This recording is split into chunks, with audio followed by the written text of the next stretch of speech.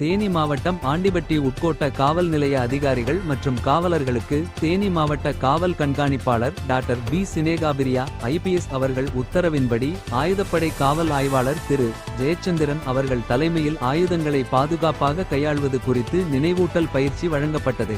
இந்த பயிற்சியில் துப்பாக்கி உள்ளிட்ட ஆயுதங்களை பாதுகாப்பாக கையாள வேண்டிய நடைமுறைகள், அவற்றின் பராமரிப்பு முறைகள் மற்றும் பாதுகாப்பு முன்னெச்சரிக்கை நடவடிக்கைகள் குறித்து விரிவாக விளக்கப்பட்டு நடைமுறை பயிற்சியும் அளிக்கப்பட்டது.